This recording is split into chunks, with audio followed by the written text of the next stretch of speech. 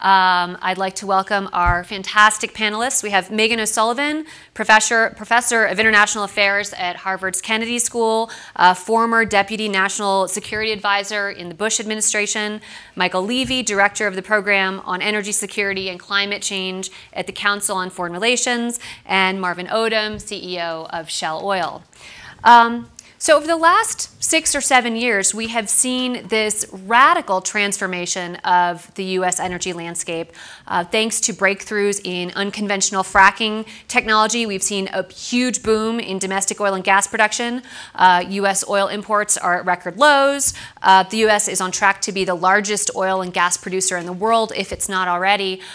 Megan, I'd like to start with you. What are some of the geopolitical implications of this? How can and can't the U.S. use this new energy landscape as a strategic tool? Sure. Thank you, and good afternoon, everyone.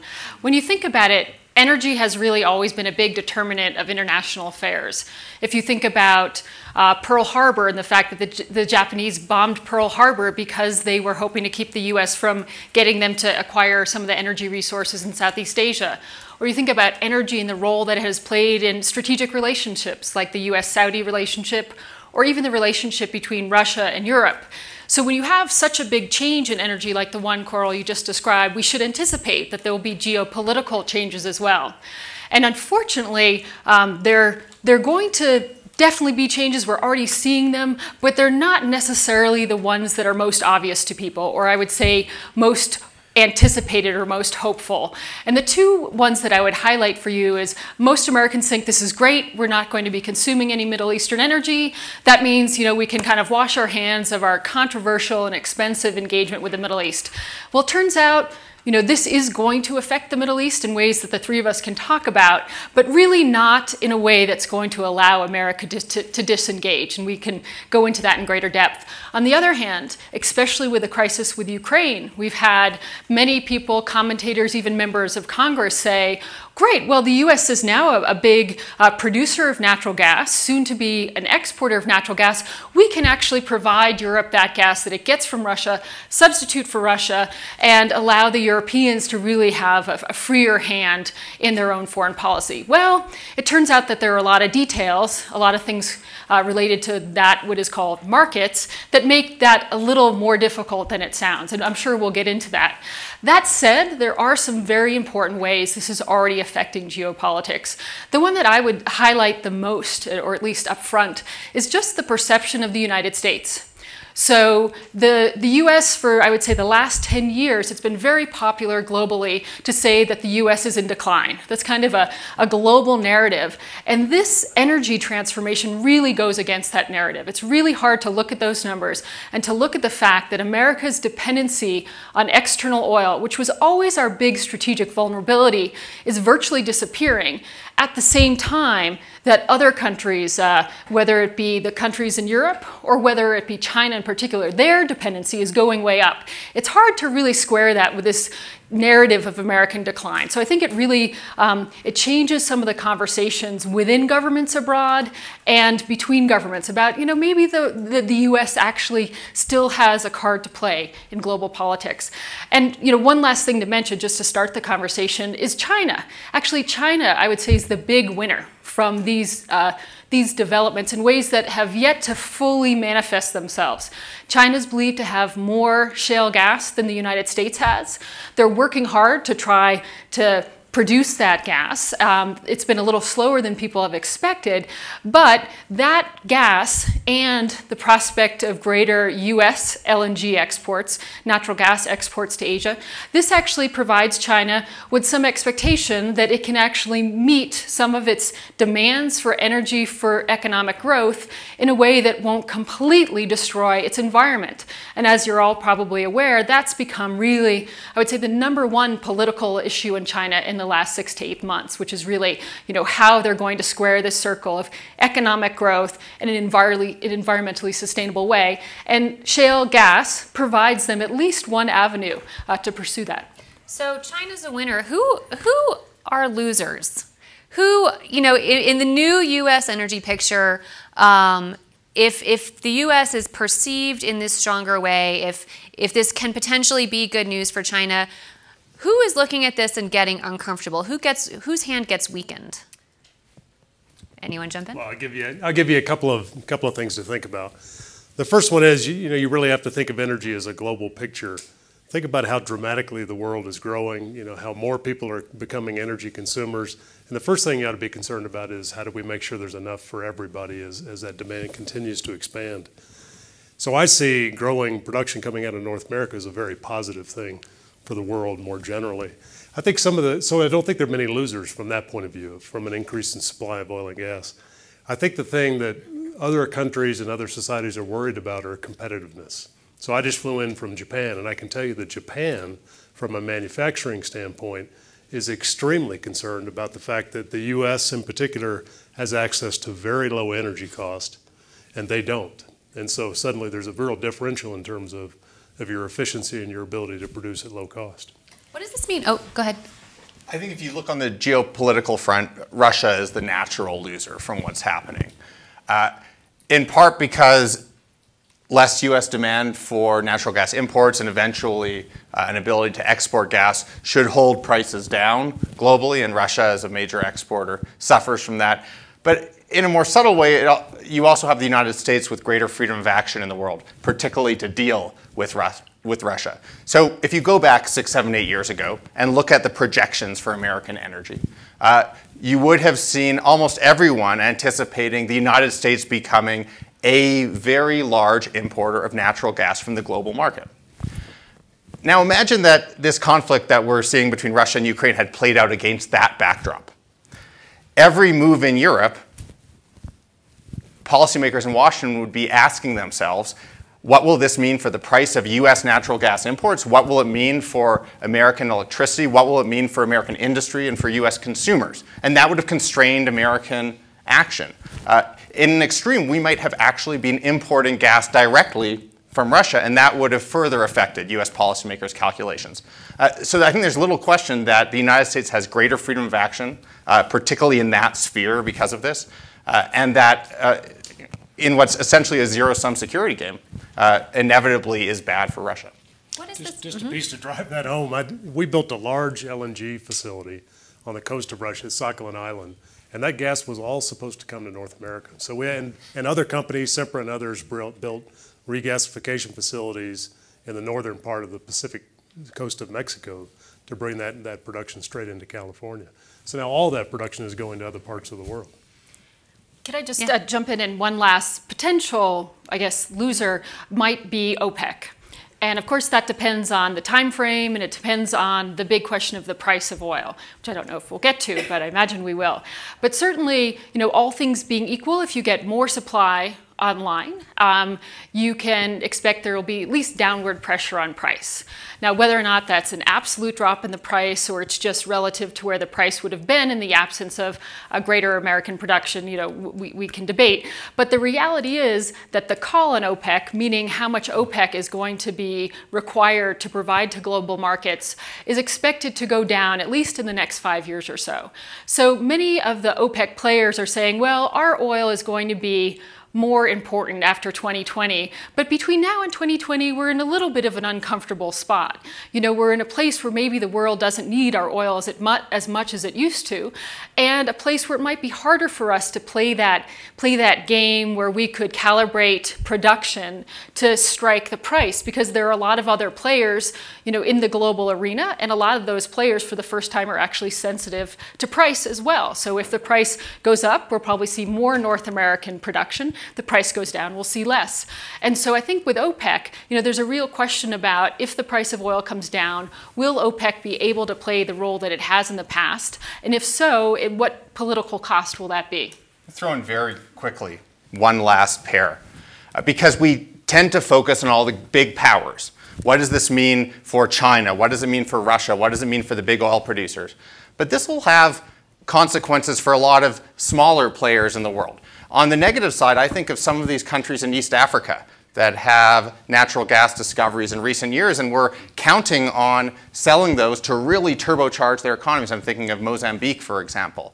They're going to be challenged in finding market and certainly in finding the price they want. And so that's a downside, not for an evildoer that we're trying to figure out how to deal with, but for a country struggling for economic growth. On the flip side, to the extent that we're holding down oil prices from what they otherwise would have been, there are a lot of developing countries for whom oil imports are a large share of their economy. And for their governments, subsidies to oil imports are very large. So if you look at a country like Jordan, it's probably benefited enormously from what's happened in the United States because it's paying less for oil, its government is under less strain to subsidize oil. So there are these unexpected characters that matter, not just the big guys. I do want to ask a little more about what this means for the price of oil.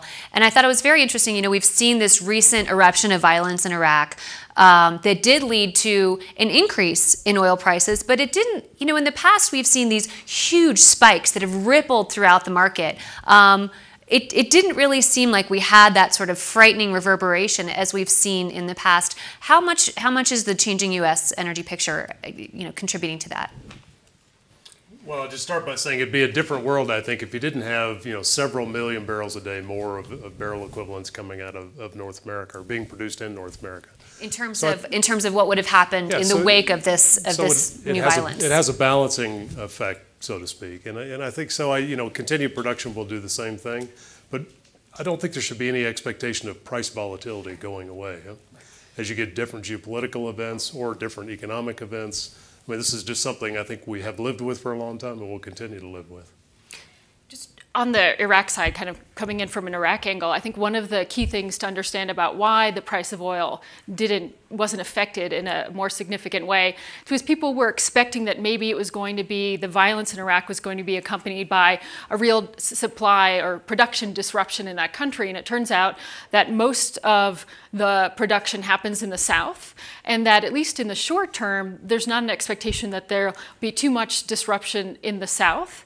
And in fact, the Kurds in the north have taken advantage of kind of the political chaos to actually begin exporting their oil independently for the first time. So you might actually see Iraqi numbers ironically go up this month. The reality is, though, people should be worried about the medium term in Iraq because politically, all the chaos there will affect the things that go into decision making that allow for not just continued production, but allow Iraq to make the production increases that the world is really expecting it to make in order to meet, you know, global demand going forward. I want to reinforce this point about volatility. Because if you look at the last few years, oil prices have been remarkably stable. And people don't like to confront unusual situations like that without a story, without an explanation that tells them why. And so they search for one. And in this case, they've searched for one and said it's North American energy that has fundamentally changed the situation. This is sort of like in the 2000s when house prices kept going up against expectations. People finally came up with an explanation for why that would happen forever. It turned out to be wrong. I think it's wrong in this case as well. A better explanation for what's happened in the last few years is we've had these flukishly offsetting events. We've had surprising gains in North America, surprising losses in Iran and Libya and elsewhere, but it's certainly not a strategy and not a good basis for strategy to assume that we'll continue to get lucky in the years to come. And actually just almost even, it's really a coincidence that the production disruptions have almost equaled our production increases. So, I mean, it is very much kind of a fortuitous situation. There's a bit of luck there, yeah. Exactly. And I think just to continue on the Iraq point, so we're producing in southern Iraq right now. We have a number of projects which are ramping up, but just to give you a sense of the potential volatility, I mean, as an operator there, yes, everything's running right now, but we're also sitting on plans to evacuate everybody in case we have to do that tomorrow night. So, I mean, it is a very volatile situation, which is, I'd say, still fairly unpredictable. So there's this huge new glut of U.S. oil and natural gas. There's been a ban on exporting crude oil since the 1970s, Arab oil embargo. Now there's a huge debate in Washington about lifting that ban, starting to export crude oil. We're starting to see the first permits to export U.S. natural gas. Big push in Washington to speed that up, really get that natural gas out there. Should this happen, and how big a deal would it be if the U.S. did start exporting oil, crude oil, for the first time in over 30 years. How big a deal will it be when the U.S. starts to export some of this natural gas at a significant rate? Yeah. Well, I'll kick us off. I think we're going to change the way we think about it a little bit, and we'll start thinking in terms of net imports, because we're still a very large importer of particularly liquid fuels, oil, to supply the needs that we have here. So we'll continue to be an importer for some time. What we have with a new increasing production in North America is it's very light oil. It takes a certain type of kit and refinery to upgrade that into products that we can use in this country. And so we're oversupplied with that. We need more heavy, difficult crude, which is the way we built our refinery system in this country. And so we need, I think the administration is going in the right direction towards promoting exports, but we need to start thinking about getting the right crudes to the right part of the world so that they can be refined and turned into useful products. And a consumer, particularly in the U.S., needs to start thinking that what I'm really interested in is that dynamic, that free market dynamic where crudes go to the right place, because ultimately that gets me the products that I use, whether it's gasoline or plastics or anything else, at the best possible price. So it's a little counterintuitive to think we're going to export oil from this country. Shouldn't we just keep it here and lower the price? But that's not the way it works. So it makes sense that as an oil producer, you're strongly in favor of exporting oil. But I mean, what do you guys think? Is this a good idea? Should the U.S. do it? How big a deal will it be?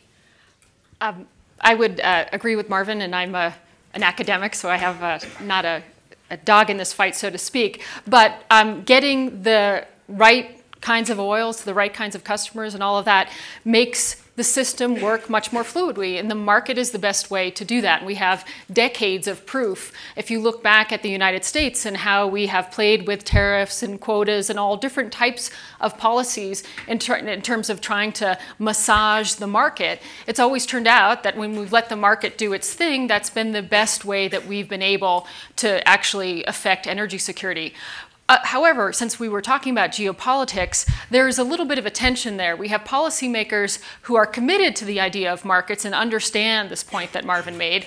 But if you want to use energy as sort of a strategic foreign policy tool, that will generally mean kind of perverting the markets a bit, because really, if you leave the markets to do all of this, the exports are going to flow to maybe unexpected places, or not places that you're going to identify as being geopolitically strategic. So going back to this example of Russia and natural gas exports. So, all things being equal, US natural gas exports will probably flow to Asia, because the price in Asia for natural gas is much higher than the price in Europe right now. And so the arbitrage opportunity is greater. And so it will be more natural for the market to kind of move American natural gas to Asia. But if policymakers want that gas to go to Europe, they're going to have to intervene in the market in some way. That basically the European governments are going to have to say, look, we want to have a secure supply of natural gas. We don't want to rely on Russia in the same way.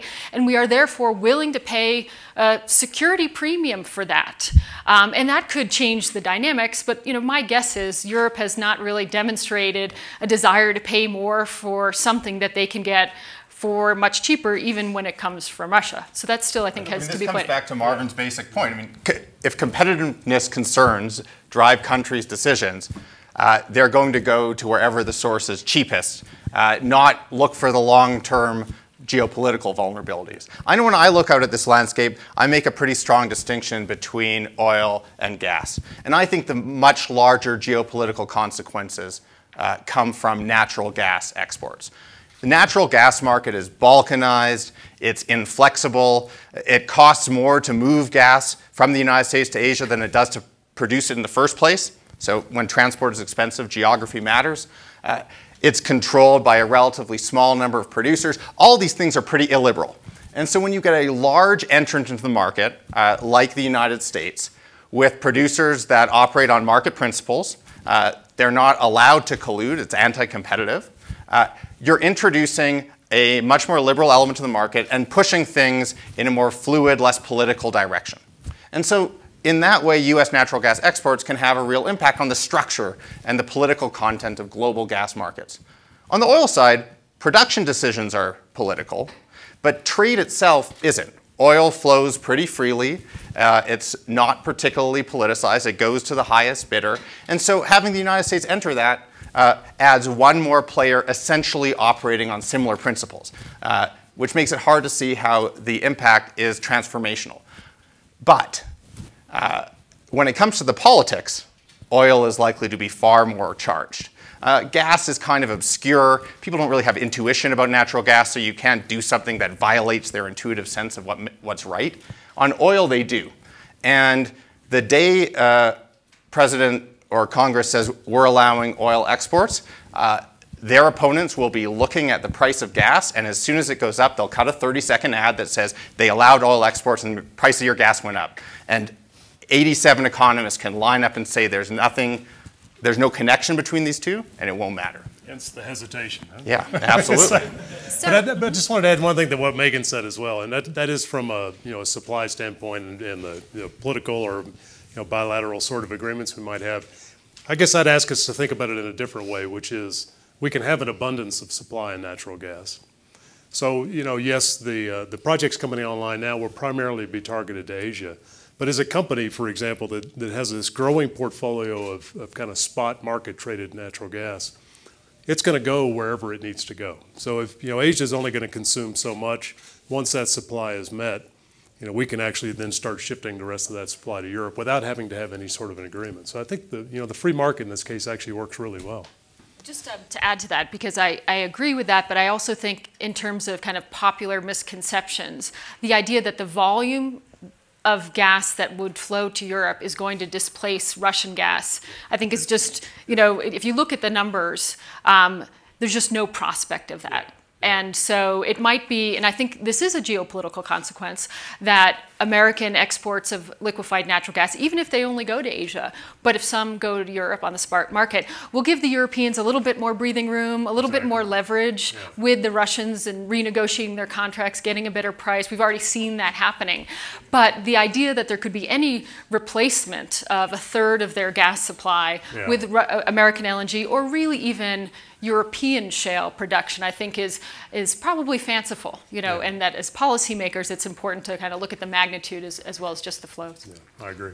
Just the fact that we're having this conversation highlights something that is very interesting to me, which is this emerging new world of U.S. energy diplomacy. The idea that there's this tool, that there are all these strategic energy diplomacy decisions that have to be made. Secretary of State Clinton created within the State Department this new Bureau of Energy Resources, which has grown to being an 80 or 90 person shop at this point. How well are they doing, do you think, at grappling with these questions? Are we going to see sort of a robust new way of thinking about energy diplomacy? Are they doing a good job? I think we'll let you guys start on this. No, it's difficult to... Look, you can assess the U.S. government as a whole. It's very difficult to take one office in the State Department, even with 80 or 90 people. But the idea of how well... Look, I think the United States government is struggling to figure out how it operates in this world. It would have been struggling to figure out how to operate even if there wasn't this U.S. oil and gas boom. The decision to create this bureau isn't about the U.S. oil and gas boom. It predates it.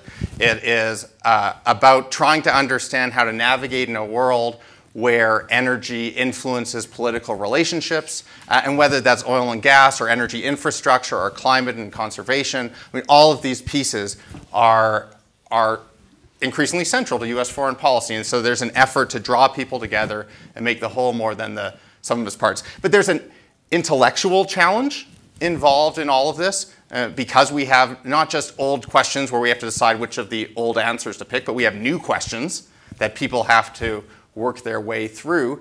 But on top of that, it's a very large bureaucratic challenge. And the reality is the State Department can be more aware of what's going on. It can talk in constructive ways to others. But it doesn't control U.S. natural gas export policy. That is the Department of Energy. It doesn't control U.S. oil export policy. That's the Department of Commerce. It doesn't control U.S. foreign assistance that is associated with energy. That's AID, but you have development banks that are controlled or influenced out of Treasury. There are all of these pieces that they don't have control over, and that there is no one central organization that has control over it. I think that's as big of a challenge as getting the intellectual piece right. You can get the intellectual piece right and be unable to execute in the real government environment. Just adding to what Michael said, I think it's definitely a positive development. It's a step in the right direction because up until recently, I think it would be fair to say there are people who worked on energy and there are people who were foreign policy people.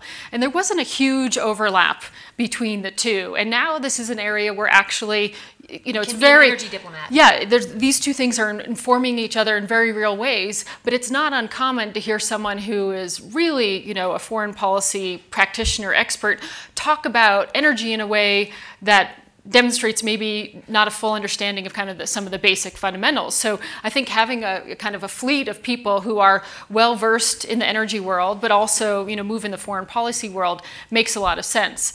This is particularly hard in the State Department. I know we're outside of Washington, so this is a kind of inner beltway comment. I'll make it brief. The State Department basically works that they are bureaus, and the bureaus that are the most influential are the ones that work on geographical areas. So I think this office really has the challenge that if it wants to talk about the Southern Corridor pipeline, so the pipeline which might take gas from Azerbaijan to Italy or Greece, you know, it has actually people in the European Bureau who are going to be more powerful, have closer relationships, more influence with the secretary. So there's still a lot of growing pains in order for this particular unit to reach its potential. So I'm going to make a statement on this topic, which I know is going to be incredibly naive to these guys. But I mean, on virtually every energy topic, you ask how's the government doing, how's the administration doing? I think there's an enormous opportunity to do a lot better. And my experience has been, you know, once an issue is identified, it's taken as a priority, and it's pulled into the White House, then things get coordinated across all these different agencies. But until it gets to that point, it's an incredibly slow bureaucratic process. So an issue that the White House is taking up with full force, and that is a huge part of this broader debate, is climate change. On one hand, there's this huge new boom of fossil fuels. There's a lot of good economic and geopolitical news that flows from that. On the other hand, right now, the president is moving forward with a carbon cutting agenda. The State Department is moving forward trying to get a big climate change treaty. How do you square these tensions? And Mike, I'd love to get you to jump in on this. How do you celebrate the U.S. fossil fuel boom at the same time that you're also trying to look ahead to a future when of lowering fossil fuel emissions? How do those live together? So I'm going to sound like a bit of a broken record, but you have to think separately about oil and about gas. The oil boom, you can't make an argument that the oil boom is a good thing for climate change. It adds to global oil supplies, it adds to global oil consumption, and so it adds to global greenhouse gas emissions. I think by itself, if you just look at the economics of it, the addition is pretty marginal. This is not a make or break sort of thing for global climate change. Where the risk there comes is on the political side. If policymakers become convinced that because US oil production is rising, efforts to curb US oil consumption don't matter anymore, which by the way would be wrong not only on climate grounds but on geopolitical and economic grounds as well. If policymakers came to that conclusion, that would have a much larger negative impact for climate than the direct economic piece. So that's, I think, ought to be the focus there. On the gas side, I think you have a good news story. The biggest source of, the biggest challenge in US greenhouse gas emissions is probably electricity generation, coal-fired electricity generation. And coal-fired power plant construction has come to a halt because of cheap natural gas. Now again, if you go to the economics and work it out, look at all the different models out there, the impact all by itself of natural gas is still pretty limited. You have displacement of coal, but you have increased consumption. You also have a boost to economic growth. That's good, but it also increases emissions. But what cheap natural gas does is it gives policymakers an inexpensive tool for driving emissions down. And you're seeing policymakers use it. You saw an announcement from the administration of draft rules for power plants, EPA rules for power plants a few weeks ago. The case for those rules that require substantial near-term, less substantial long-term reduction in greenhouse gas emissions, the case is built around cheap natural gas. You would not see these rules had we not had this boom in gas production. So again, the direct economic impact is limited, but here you've created a political opportunity to do something that would have been much more difficult before. Just to add a couple of points to that, I think first of all, I think it is important to separate oil from gas. And I can tell you, very, very clearly that the number one thing that we as a business, as a company, and probably as an entire industry can do to lower emissions in the next 15 to 20 years is to produce more natural gas. Because you're displacing coal, you're displacing other, higher emitting energies. It's the number one thing we can do. So, strategically, we made the decision probably 5 or 6 years ago, that's the direction we were going to go. More natural gas. Yeah. So in 2013 was the first year we ever made more energy equivalent natural gas worldwide than we did oil production. So I think, we have to recognize that this is going to be, addressing climate change is going to be a phased type event. And this is an enormous positive in the short term. So natural gas, though, is still a fossil fuel. I mean, I think in the White House, they're ecstatic that all this cheap natural gas is available, that they can put forth these regulations. The market is going to natural gas. It has half the carbon pollution of coal. But what climate scientists will say is this is maybe a short-term good news story, but they're really concerned about what it means for the long term. What if the electricity market starts shifting towards natural gas? That's what's being built. That's what is being invested in. Climate scientists will say that might be enough for the United States to get to the reductions that President Obama has pledged to meet by 2020. 17% reductions of carbon pollution from 2005 levels by 2020. It is absolutely not at all possible just on this shift to natural gas to get to the reductions, the really difficult, meaty reductions that are needed by 2050, an 80% reduction. And so I hear climate scientists and I hear environmentalists saying, they're a little uneasy with this fall back to natural gas. That gets locked in. It doesn't take the economy where it needs to go. It doesn't push the economy to those further reductions. And yet natural gas is it's so easy to do that. How does that get dealt with? So I look to climate scientists to inform the risk assessment around climate change, to help us understand what's happening, what its impact is, not just on temperatures, but on other climatic phenomena, and what different future pathways for total emissions might do. I look to people who study the energy system and the economy to map out paths, efficient paths for getting there. And if I look at the paths that they model, they often involve a boost in the near term in natural gas as it displaces coal, and then a subsequent transition to zero carbon fuels in the electricity sector, nuclear, renewables, or coal or gas with carbon capture and sequestration, technology that takes the emissions and puts it underground. All of these are expensive right now, all of these areas, but there's opportunity to make progress on them. So I'm not so caught up in well, if we do this one thing now, then in 2050 we will not do the other thing. 2050 is what, 36 years ago? Take yourself 36 years in the past and ask which of these, how much you could predict about what would happen. So I don't worry so much about that. I know that there are people in the environmental world who say we'll get lock-in. We shift from coal to gas and we're going to be stuck with gas. And it surprises me because these are people who've spent decades fighting against a system where we're stuck with coal, with very limited success in dealing with that. So if you want lock-in, the current system has a lot of it, and it strikes me that you're not going to be in a worse position shifting to gas, and you're going to be cutting emissions at the same time. I think Michael made a really important point about define where you want to go, not exactly the path to get there, because there are better groups and organizations to sort that out.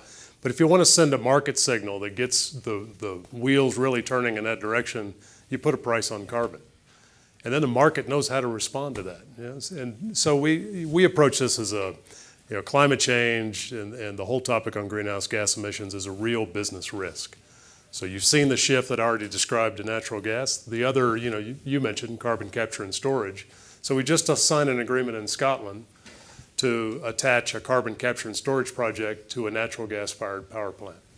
Now think about the carbon emissions that would come from, first of all, the 50% reduction you get for going to natural gas as the fuel for power generation, and then add carbon capture and storage to that, and you get very close to a near zero emissions fuel. So what we're doing, with that type of thing is you start to build the steps that you could take over the next couple of decades. In the absence of a real technological breakthrough that answers this question once and for all, we're building the capabilities to answer this in a phased approach. I'll just add one small thing. You can intelligently use natural gas to help facilitate the build out of renewables in particular, right? The Achilles heel on renewables has long been, aside from cost in some cases, intermittency. The sun doesn't always shine, the wind doesn't always blow, and natural gas, the actual capital, the power plants you need to put in place so that you can be responsive are relatively cheap. It's the fuel that's more expensive. And so cheap natural gas allows you to build in that responsive capability to balance out the challenges associated with intermittent renewables. Again, depending on the market structure and regulation, they can compete or they can complement each other, but it's at least an opportunity to do some things that we weren't able to do before. If I could just back that up with a geopolitical comment, that if I could pick, a short list of things that I'd like to see happen that would be the best for the climate, it would be the movement of China from coal to gas, and hopefully in a way that maybe would be supported by renewables and could be a transition to more renewables over time. But that is actually feasible, and that's what I started out by saying, that actually this boom in shale gas makes it feasible that China could pick gas over coal in the short to medium term future. And the alternative is that China stays on coal. And that is going to be devastating for global climate. And there's no way around it, no matter what the rest of us do. If China doesn't make some kind of switch on their current trajectory, the climate debate will be more or less over. Marvin, you are CEO of a fossil fuel company. Yeah. Your company produces more gas than oil, but still fossil fuels that when burned produce CO2, major sources of CO2. Yeah. You just called for a price on carbon. Mm-hmm. Ultimately, a price on carbon reduces demand for these fossil fuels. Yeah. Describe how Shell thinks about this. It thinks about climate change, thinks about its own future as a company and as a fossil fuel producer. Put it in context. Yeah, okay, well, I'll take it in a couple of steps. At the broadest scale, we go through a process that we call scenarios. So we look out truly 50 to 100 years, not to, as Cho said when he was here over the last couple of days, not to predict what's going to happen in Iraq in 25 years, but just to look for these very large macro changes across the world. So that's the context. That's where we come up with a real focus on population change, energy demand from the world in total. I mean, I still like my favorite characterization of how energy demand is growing is that at the current pace and what we see going at least to the middle of this century is you add a city of 1.4 million people every week. So think of a new San Diego or something every week, and you have to supply all that energy in addition to what the world's doing right now. So that's the backdrop in which we consider what's oil's role, what's gas's role, and all the other energy sources that we have there. I mentioned earlier that we take this as a business risk. So we take climate change seriously. We advocate to say this is a real problem. We need to address it. And so therefore we do address it as a risk as a business. And the way we've chosen to do that as a company is in things like, yes, shifting to natural gas. But I called for a price on carbon. We have an internal price on carbon in Shell. It's $40 a ton. So those of you that are close enough to this business understand that's a pretty substantial price on carbon. You can reduce emissions across an economy a tremendous amount with that sort of price. And the reason we do that, there's no actual money changing hands, but as we invest $35 billion a year in new projects. And as those projects come through, we probably choose from a portfolio of $50 billion worth of projects. And as they come through, their economics of those individual projects are burdened with the cost of $40 a ton for CO2 emissions over the lifetime of that project. So we're talking about hundreds of millions of dollars or even billions of dollars worth of burden on a project. So when those come through, when we rank them economically and we think about the implications of new regulations and so forth, that's one of the primary elements that we use to make our investment choices. I think the other primary dynamic that we see is if you're an engineer or a group of engineers and you're working on an LNG project in British Columbia or a floating LNG project that's going to go off the coast of Australia, you're thinking about $40 a ton, you're thinking about emissions, and you design that project in a way that absolutely minimizes emissions. And once you get it as low as you can, you think about, well, now if I need to capture it in the future sometime and store it, how do I build this now such that I have capture capability at a low cost in the future? So those kind of changes, that's the kind of change we put in place now. I'll add one third piece, which, for lack of better words, we call it, 2025 or, something like that. We probably need to start pushing that out a bit. I mean, what that is that's saying, what other business opportunities are there in the renewable space, in how energy gets traded, how cities are urbanized, and how that will all take place. You know, what are the new business opportunities for somebody like Shell in a world like that to participate and to drive certain changes? So when I get the question, how much of your money goes into solar and wind and that type of thing, that's the process we use to decide how much money to invest in alternative energies. And maybe more to the point for right now is, when do we invest in those alternatives? Well, and that's the question, because pricing carbon in the long run, you know, you talk about doing scenarios over 50 years and even longer. Yeah. If you're endorsing a price on carbon in the long run, aren't you talking about putting fossil fuels out of business, slowing demand? I mean, what does that mean for the future of big fossil fuel producers? Yeah, so it does mean it means a proportional diminishment over time, undoubtedly. As a matter of fact, in one of our scenarios, these are not predictions. These are kind of wide ranges in which the world might develop, so that you can see, you know, where do you want to play in each of these different types of worlds. It's a way to test your strategy. And certainly in one of those, in the second half of the century, solar becomes the dominant energy source. But again, the amount of energy, the concern here and the problem here, and this problem that I wouldn't project is solved at this point, is the demand of energy from the world is double what it is now in that same time frame. So fossil fuels, in terms of the amount that's being produced today, that amount or even more are still being produced and used in a world where you've seen exponential growth of renewable energies in ways that we've never seen in history of any type of energy growth. That has to happen. You still have the large component of fossil fuels, which is where you get to things like carbon capture and storage and other elements you can do to reduce that carbon emission.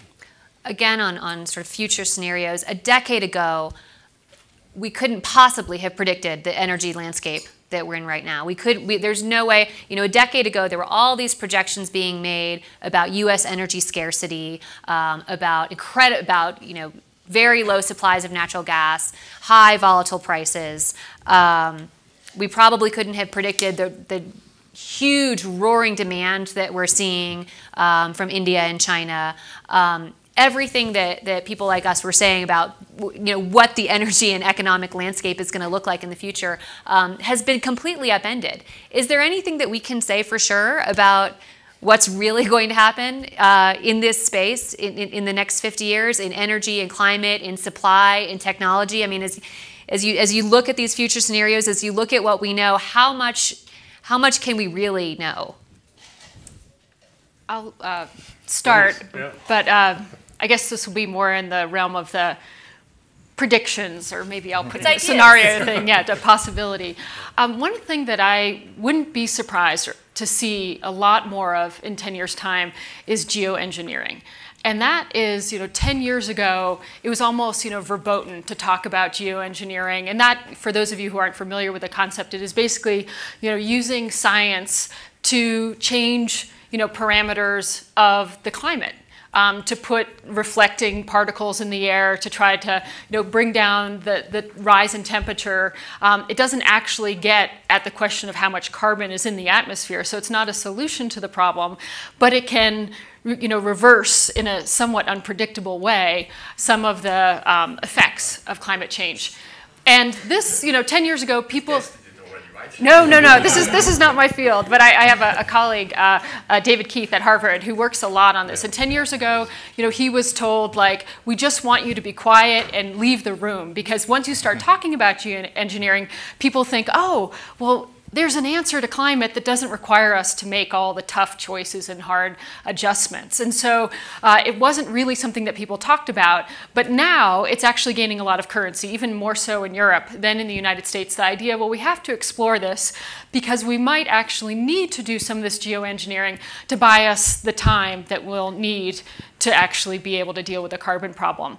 I mean, there is the danger, of course, that people decide, well, let's just rely on geoengineering and not do the other stuff, and that won't really make a whole lot of sense. But I would bet in 10 years that we'll see some of that. And again, from a geopolitical standpoint, I just hope we have the institutions in place that will prevent individual countries from actually doing their own geoengineering, because it's actually a pretty inexpensive technology to use. Just to note, before Mike and Marvin answer, after this we'll go ahead to audience Q&A. So if you have questions, start queuing them up.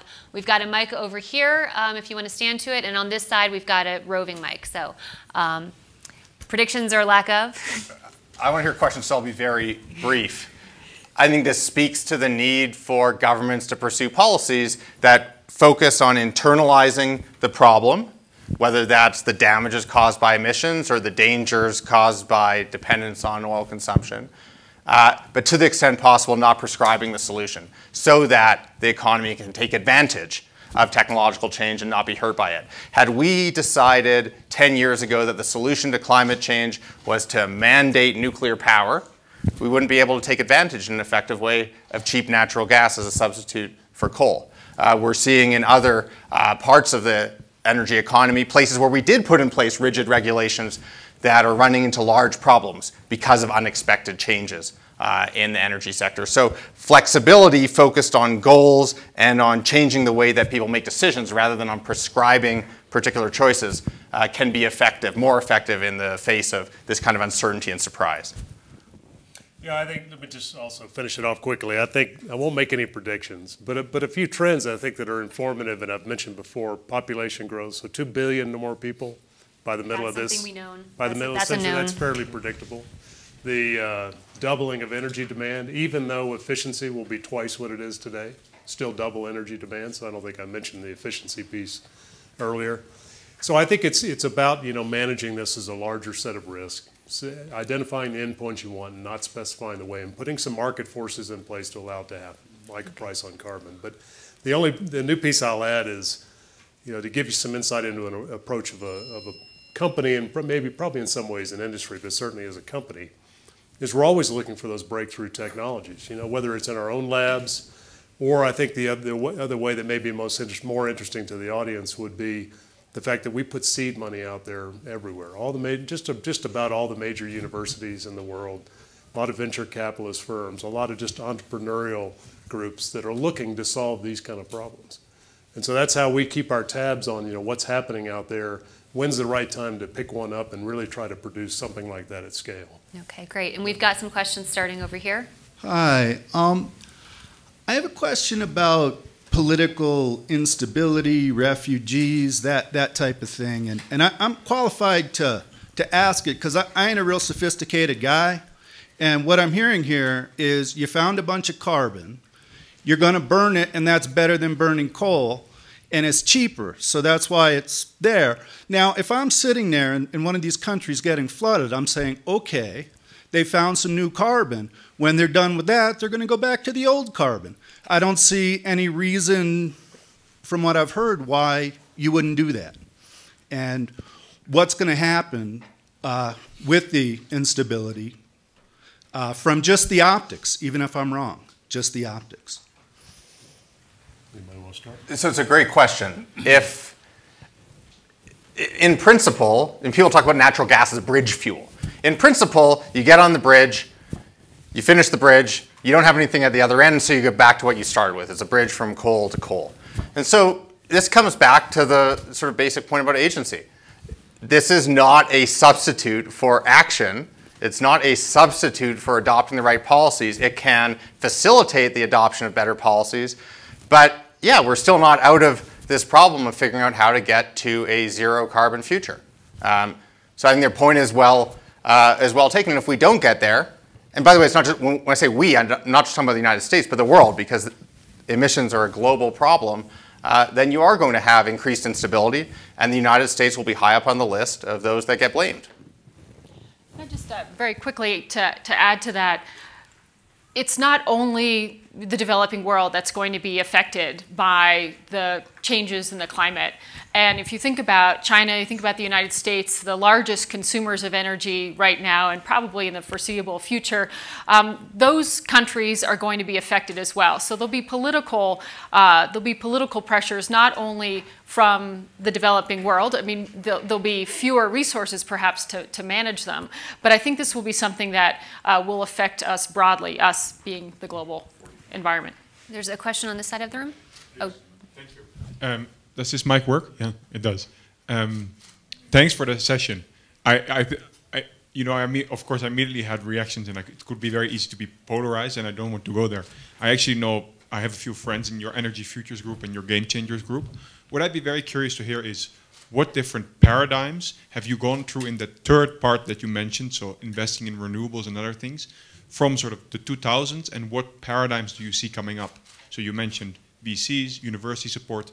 Would you see Shell going to a financier of residential solar, or what could you see coming up in the next 10 years? I do think all of those options are open. So I mean, I would really say it's as simple as we don't limit the paradigms at this point in time. So I mentioned earlier, I just came back from Tokyo. So one of the things we did while we were there is we have a company, Showa Shell, that's working on the solar energy side of things, and they've had a little bit of a breakthrough. It looks like maybe in terms of a flexible surface CIS type solar panel, and so that's encouraging. Huh? So it's an example of one of these coming through. Now, where we go from there in terms of do we participate in the financing side of scaling that up, those are all open questions. I think in the end, the way we answer them is who's best placed to do that. If it requires Shell to do that, then we'd likely be involved. But if there's someone else to fill that space, it may allow us to focus on other things. So it's a really generalized answer, I know, but that is the way we approach it. There's a question on this side of the room. Yes, thank you. Jules Kochner at Rocky Mountain Institute. It strikes me that one important discussion point was missing, and that is the revolution that is happening in a completely different part of the energy world, which is renewables. That's the area we do a lot of work in, and we see three things. Dramatic leapfrogs in technology. Things that we did not believe were possible even 3 years ago that are coming out of labs, and things that are in the market right now that 5 years ago were thought to be impossible. Immediately linked to that, a dramatic decline in cost. 80% reduction in solar cost in the United States in the last 5 years. And everything we see is that trend line will continue. So cost of renewable energy coming down very rapidly. And finally, the integration of those. The integration of battery storage with solar. The role that Tesla is now playing in putting those batteries in cars and in residential areas. How the technology are coming together and thereby making renewables even more competitive. Is it not conceivable that your outlook that says, it's all going to be more or less the same, we'll do a little bit less oil, a little bit less coal, a little bit more gas, but more or less on the whole, all these things that have been tracking steady for 40 years, they're going to carry on, and all that new stuff that seems to be going like, is not really going to play a major role for the next 50 years. So if you don't mind, I'll start on this one, because I think that it probably have somehow given a misperception of when I paint the view of the future 50 years from now. Let me say a little bit more about my assumptions around renewables in that picture. So again, in a world where energy demand is doubling, so take the entire energy consumption of the world today, double it, and that prediction would have renewables filling somewhere between 30 and 40% of that energy supply in the second half of this decade. I would venture to say that's growth beyond what anybody in this room can really imagine in terms of scale, and goes beyond, in my mind, anything that you just said. I mean, it is hopeful from the point of view of having that kind of development in alternative and renewable energies. At the same time, it's recognizing that doesn't completely fill the space, and at the same time, it's saying we better be focusing on how to make that other stuff that has to fill the space better and compatible in that world, because we may well need it. If we don't need it, fine.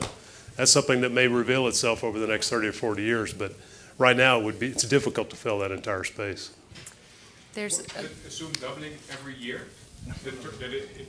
You said, assuming doubling, we would get to 30-40%. Well, so I think, think about of the global energy supplies that exist today, Jules, maybe you can help me. I think renewable supply is probably between 1% and 2% of global energy supply right now. That's right.